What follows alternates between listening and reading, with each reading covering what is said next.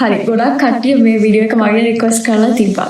හැබැයි මම දැම්ම කියන්න සමහර දේවල් මම අනිවාර්යෙන්ම ඉංග්‍රීසියෙන් කියනවා. මොකද I'm not that fluent in Sinhala. අයිබෝවන් මගේ නම කලාත්මා. මගේ content දැකලා නැත්තම් මගේ content ඔක්කොම මම හදන්නේ ඉංග්‍රීසි වලින් සමහර වෙලාවට සිංහලෙන් ඉතින් වචන දෙකක් විතර කියනවා. හැබැයි මම ඉංග්‍රීසි කතා කරන විදිය හින්දා අනිත් එක මගේ ස්කින් කලර් එක නිසා ගොඩක් කට්ටිය හිතනවා මම ෆොරින් කෙනෙක් කියලා. හැබැයි ඇත්තටම මම ලංකාවේ. මගේ අම්මී තාත්ති දෙන්නම සිංහලිස් බුද්දිස්ට්. ඒ කියන්නේ මමත් සිංහල බුද්දිස්ට් තමයි. හැබැයි මට සිංහල එච්චරට මට කතා කරන්න පුළුවන්. හැබැයි ඉංග්‍රීසි කතා කරනවා වගේ මට සිංහල කතා කරන්න බෑ. මේ රීසන් එක තමයි මගේ පොඩි කාලේ ඉඳන්ම ඉංග්‍රීසි තමයි මගේ ෆස්ට් ලැන්ග්වේජ් එක විදියට ගත්තේ. පොඩි කාලේ මං ඉන්ටර්නැෂනල් ප්‍රයිවට් ස්කූල් එකකට ගියේ පොඩි කාලේ ඉඳන්ම. මම ඒ වගේ ස්කෝල වලට යවුවේ ඒ වගේ ස්කෝල වල ස්පෙෂල් නීඩ්ස් ප්‍රෝග්‍රෑම් තියෙනවා.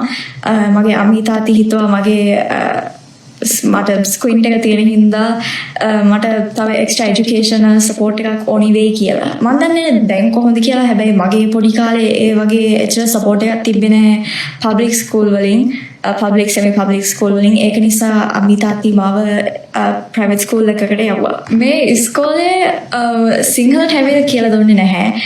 මේ ඉස්කෝලේ සිලබස් එක තනිකර ඔක්ස්ෆර්ඩ් එඩෙක්සල් නෙවෙයි ඒ සිලබස් එක. ඒක තනිකරම වෙනස් සිලබස් එකක්.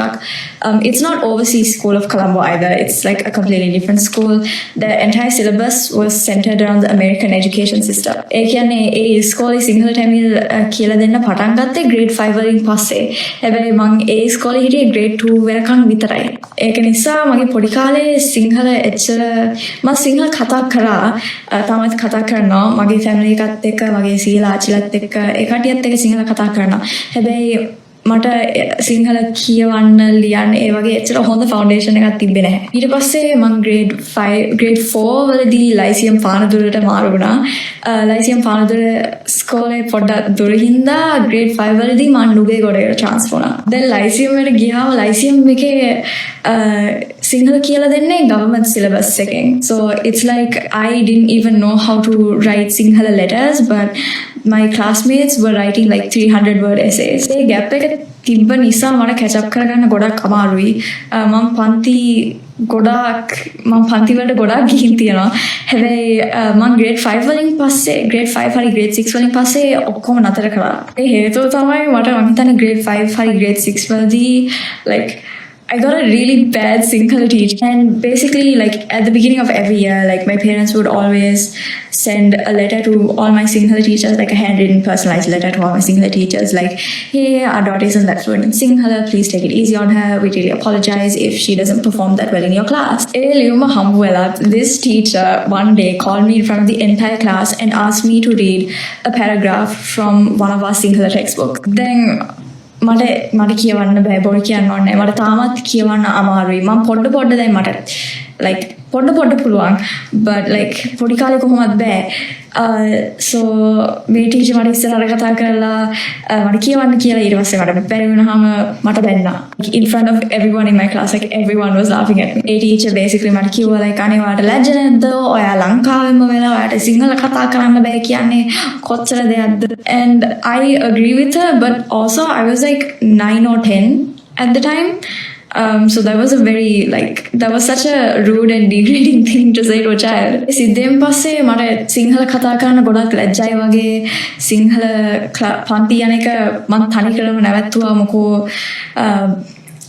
මට ඒ වගේ දෙයක් ඉතින් ආයි වුණොත් කියලා මම දන්නේ නැහැ. මම පොඩි ඉතින් මම නැවැත්තුවා. මම හිතන්නේ අවුරුද්දකට විතර කලින් මම මටම සිංහල කියලා දෙන්න පටන් ගත්තා. පොඩ ගොඩක් නෙමෙයි පොඩ. සමහර දවස් වලට මමගේ පොඩි නංගිලා ගෙදරට යනකොට එයාගේ පොත් අරගෙන මම කියවන්න try එකක් දෙනවා. Basically she teaches me Sinhala and I teach her English. අනිත් එක තව දෙයක් කියන්න තියෙනවා. ඒක මගේ අම්මේ තාත්ති decisions වලට එන්න එපා, because my mom and dad, they worked very very hard and they had a lot of difficult decisions to make in their life, especially regarding me, my health, my safety, and so many things like that. So just be respectful of their decisions. What's done has been done. You can't go back in the past and change it, you know. Ammi tati maava e wage school එකේ දැම්මේ like they genuinely thought that I would need extra assistance and government school වල ඒ වගේ extra attention දෙන්නේ නැති හින්දා අම්මි තාත්ති මාව private international school එකකට දැම්මේ ඒ නිසා. And honestly, like I genuinely did benefit from stuff like that because even though I didn't need extra push from like my education from my academics, like I always had to be seated in the front row of classes. And well, that's a video for later if you want me to talk about my education. But yeah, just don't judge my parents for their decisions, and please don't leave anything rude about them, because at the end of the day, I'm learning a language. It's like how a lot of people in Sri Lanka are learning English. So be respectful, because I'm learning and I really want to learn. ගොඩක් කට්ටිය වගේ videos වල අහනවා like ඔයා කොහොමද ඔයාගේ English එච්චර improve කරගත්තේ, මම කොහොමද ඒක improve කරන්නේ. මම ඒකට වෙනම video එකක් හදන්නම්.